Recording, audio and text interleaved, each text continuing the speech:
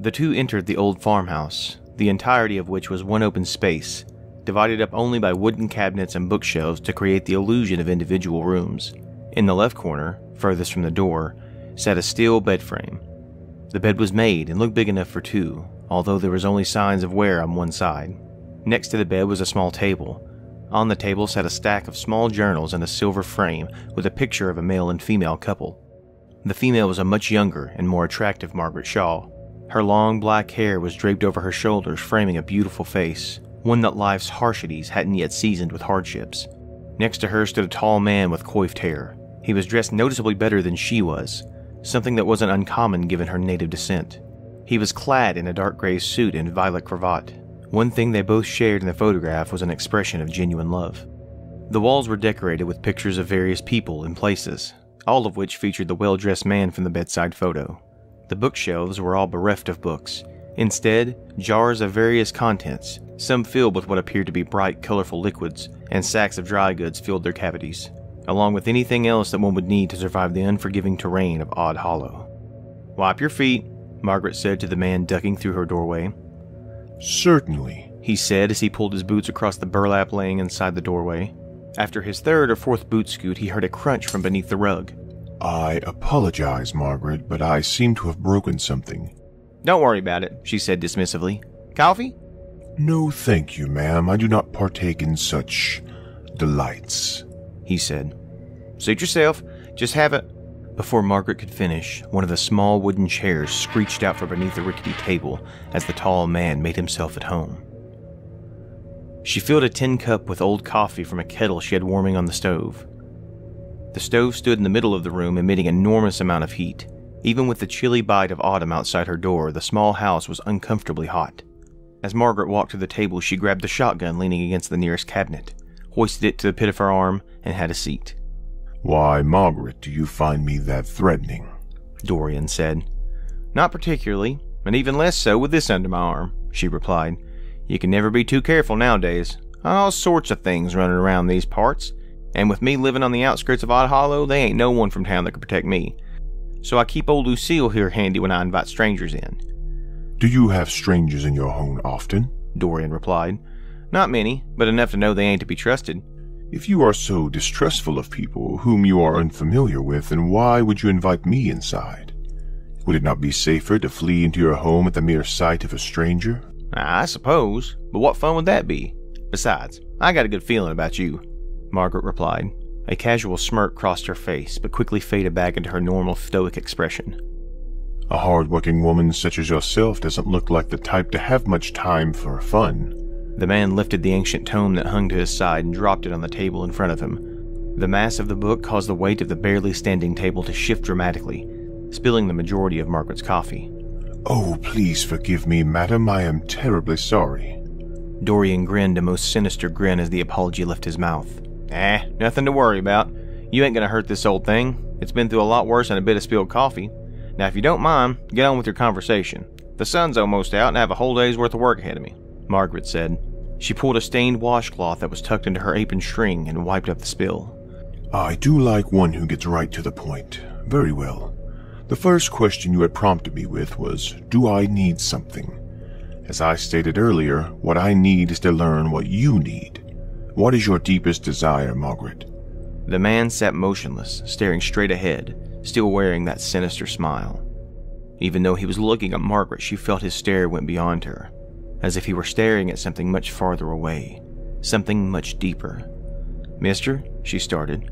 "Dorian, please." "Dorian? I don't have much interest in any sort of bank loans if that's what you're selling. My husband and I own this farm for many years and we never needed to borrow money to keep it up," she said. "But now that your husband is gone, what will you do? You are certainly a woman who can get things taken care of, but even a woman of your grit, shall we say, couldn't possibly be able to stave off the creditors with all of the work even this humble farm requires." Margaret looked at the near skeletal man quizzically. "How do you know my husband is gone? I never told you that," she said. "Oh, Margaret, I know so very much about you. Much more than you can imagine. I have a very good sense for people's spirit, who they really are. I can feel the sorrow within you, the longing to have the embrace of your late husband but one more time. Even the most unobservant could see that this household is incomplete. Margaret's eyes narrowed and she said, "Why are you here?" To be perfectly honest, I felt drawn to this house, drawn to you, Margaret. As much as I can sense about your being, there is still a not-so-small part that is a mystery to me, and I find it ever so intriguing. And if I could learn your desires, that may go a long way in aiding me discovering the real you. And then what? And then I shall give you what you desire, for a small price, of course. Dorian laid his hand on his book, caressing its textured cover. So, what is it? Well, I don't really want a whole lot. I have everything I need here. Food, water, a roof over my head. Margaret, please. You are much brighter than you let on. I can sense it. There are things greater than which you need to survive the basic struggles of living. There are desires that extend beyond life, to the very realms of death. Realms in which I am able to delve and potentially retrieve that which you desire. So I ask you one final time, what do you desire? Margaret dropped her eyes from Dorian and stared at the tome on the table. She saw the faintest of movements, a slight shiver from the tome, as if it were overcome with the urge to break the chains that bound it. The book seemed to find the strength to contain itself once the spindly fingers of the strange visitor slowly stroked its scaly cover. She slurped her coffee from the tin. It set about her a wave of comfort and calmness. Not only was the coffee made from the darkest, most aromatic beans that Odd Hollow had to offer, it was brewed with sweet tear, an herb the ancient natives of Odd Hollow used to ward off evil spirits. Her husband Lawrence always told her to keep fresh sweet tear coffee on the stove, because you never know when you would need it. Since her husband's death nearly 10 years ago, heeding his advice has saved her from the predatory nature of those who would wish to take advantage of a widow's grief more times than she cared to remember. After a long pause, Margaret felt the dark, pungent flavor of the brew flow through her, as it stilled her resolve. She looked up from the book and into the dark, empty eyes of the stranger and said, "Lawrence, I want Lawrence back. I would give anything in this world just to hold him, smell him, kiss him once more. I would give anything." She stood up from the table and walked to a nearby cupboard, leaning against it, as if the admission had taken a part of her life force and cast it into the air of the room, weakening her. "Why did you come here, mister? You know as well as I do there ain't no way to bring the dead back, and even if there was something, I don't think the Almighty would abide by it." With that, Dorian stood up from the table, his hand still upon the cover of the book, and said, "The Almighty? If the Almighty were so almighty, then why would he have taken your beloved Lawrence away in the first place, leaving you in such a desperate situation? Why couldn't they have just left him here with you, and in his stead taken a rapist or murderer, one who deserved death? Not your dear husband, not the only man you ever loved. How could such a mighty being perform an act that was so cruel?" "It was just his time to go, I suppose. They say there's a plan for everything," Margaret said. She opened a small drawer in the middle of the cupboard, revealing a gnarled silver dagger. The pommel was inlaid with a dark green gem. The blade was razor sharp, the broad side of which was engraved with a pattern that resembled vines entangling a dark shape. She surreptitiously slid the blade beneath her apron and turned to face the now standing man as she continued. "If what you say is true, and you can bring Lawrence back, what do I have to give in return?" She sat back down at the table and took another drink from the tin cup. Dorian joined her at the table and said, "All I ask is a favor. A small request that I will make at an unforeseen time in the future. You can think of it as you owe me one, as they say. I don't feel that's asking too much in return for your dearly departed, is it not?" "Well, that seems like a fair price," Margaret said. "One that's too good to be true. What do you want?" "Nothing you would miss. I wouldn't dream of asking such a kind and hospitable woman as yourself for anything you couldn't live without." "What do I have to do?" Margaret said. "Ask me to bring your husband back. Ask me for your dear Lawrence. That is all. I have the power, Margaret. A power of primordial origins given to me by beings that you would call gods. They have existed since before the universe itself had even come into being. Retrieving the life force of one who is trapped in the void is but a triviality to them. So, ask me, Margaret. Ask me and I shall open my book to collect your signature, and your beloved will be returned to you." Dorian stood from the table and drew a quill pen from his inner jacket pocket. The long black feather of the pen was connected to an ivory nib that shared a striking similarity to bleached bone.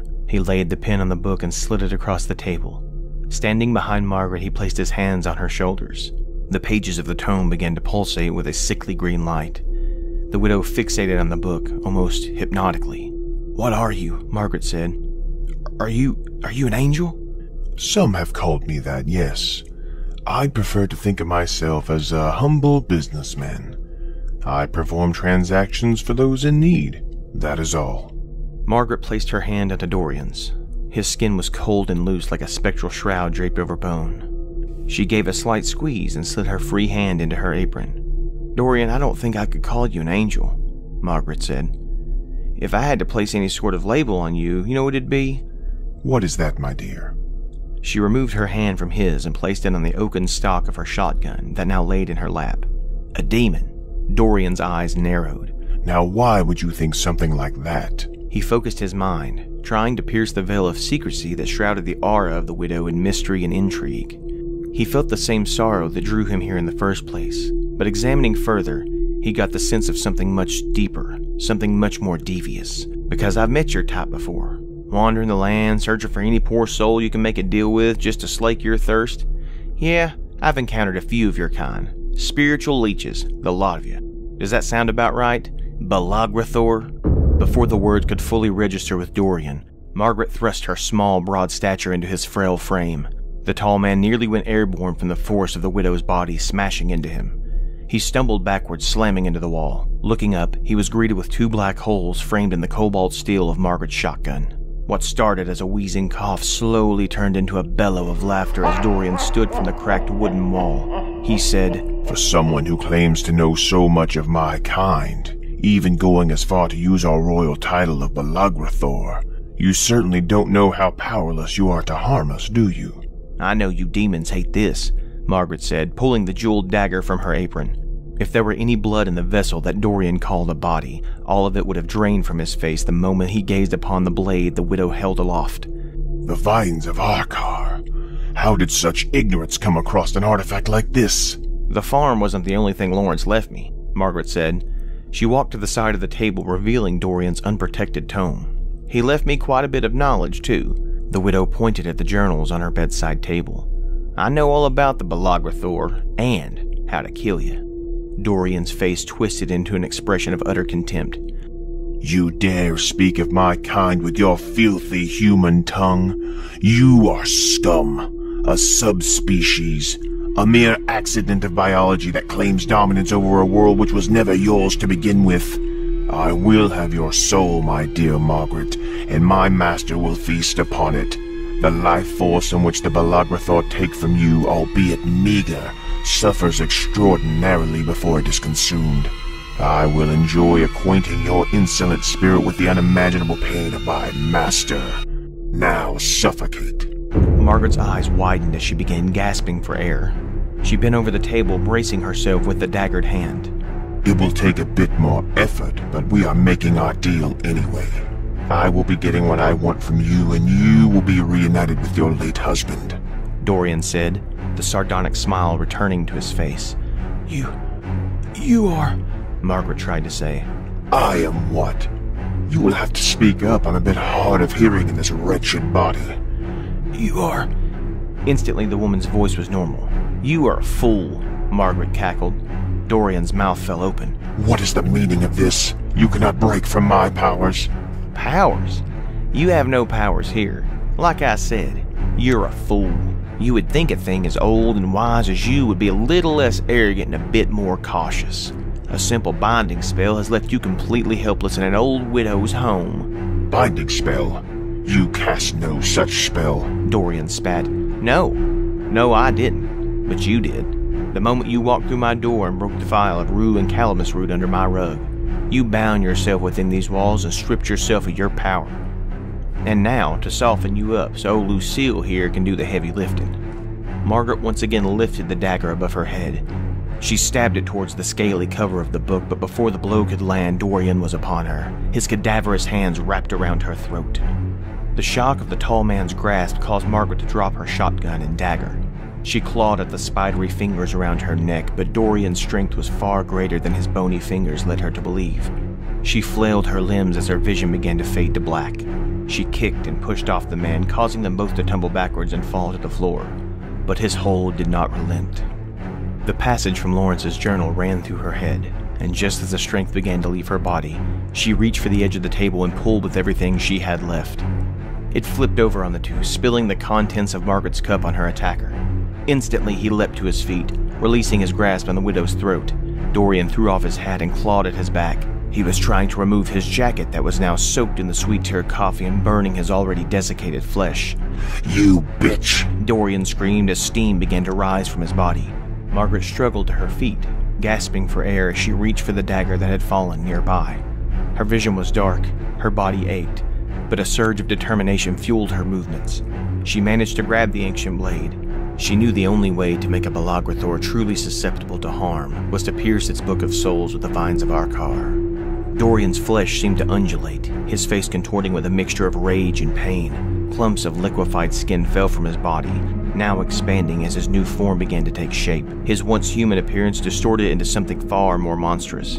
A charred, corpse-like figure began to crawl out of what remained of Dorian's human form. Margaret was aghast at the creature's appearance. Her and Lawrence had dealt with many of the Balagrathor throughout their lives, but never had one's true form been so vile. It stood nearly 8 feet tall, or so it seemed. It was hard to judge the size of the monster because, standing slouched, its shoulders were pressed against the ceiling. It was even skinnier than the man that it came out of. Its skin was cracked and as black as coal. It had no facial features, save for the 2 holes, where its eyes should be, that pulsed with a hellish orange glow. Wiping the remains of its human form from its colossal gangling frame, the widow came into view. It let loose a blood-curdling howl that would have stopped the heart of anyone whose resolve was less than that of the middle-aged demon hunter that stood before him. Margaret's instinct kicked in. As she saw the thing was still recuperating from its sudden transformation, she dove towards the tome that now lay at the feet of the demon, and plunged the dagger into its scaled cover. The moment the blade pierced the book, all noise ceased within the farmhouse. The widow thought she had been stricken deaf. When she stood, she was met by the waist of the Balagrathor. She could see his chest heaving, but still, she heard nothing. Not the scuffling of her hands and knees pulling her up off the floor, nor the slow breaths of the monster. The world had gone silent. Without hesitation, Margaret turned to grab the shotgun, but as she did, she realized not only had the world gone silent, it had gone slow as well. It was as if she were submerged in molasses. No matter how hard she pushed herself towards old Lucille, her body moved no faster than slow. After what seemed like several minutes, her hand grasped the walnut stock of the shotgun.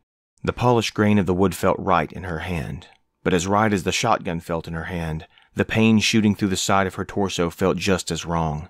Still holding the gun, her body began to lift off the ground and spin. The pain that shot through her body was only intensified by the speed of which it traveled. Unlike her physical form, her mind was racing at its normal speed. She felt every second of pain as if it were an eternity. Inch by inch, the searing agony traveled through her nervous system, seizing her breath again and again. As she was thrown back, her body twisting in the air, she saw that the thing was once again upon her. A trail of blood was arcing from her side, following the jagged fingernails that had just sliced her open. As her back slammed into the floor, she realized that throughout the last few protracted and painful seconds, she had managed to keep hold of her shotgun. As fast as her body would allow, she swung the 2 barrels towards the monster. Her body was still bouncing across the floor when she saw the creature leaping towards her. Although he moved as if in slow motion as well, he was much, much faster. And just as the monster's claws were about to open the widow's throat, she squeezed the trigger. A deafening roar echoed through the old farmhouse as the blast shredded the torso of Dorian, cutting him in 2. The world had returned to normal just in time for Margaret to hear the blast and go crashing through the front door. As the corpse of the Balagrathor lay twitching in 2 pieces, a crimson smoke began to seep from its wounds. It rolled across the worn wooden floor and coalesced around the now bleeding book. Margaret dusted herself off and limped back through the doorway. "You sure were a tough old bastard. Probably the toughest one I ever dealt with," she said to the lifeless husk of the demon. "But y'all end up the same, dying to your own pig-headedness." She pulled the vines of Arkar from the book and held it up in the morning sunlight that was now spilling through the entryway where her front door once stood. The translucency of the blade allowed the sunlight to cast a greenish hue on the widow and her slain foe. The ancient dagger pulled the red smoke that surrounded the book towards it, and, as if breathing deeply, absorbed the cloud.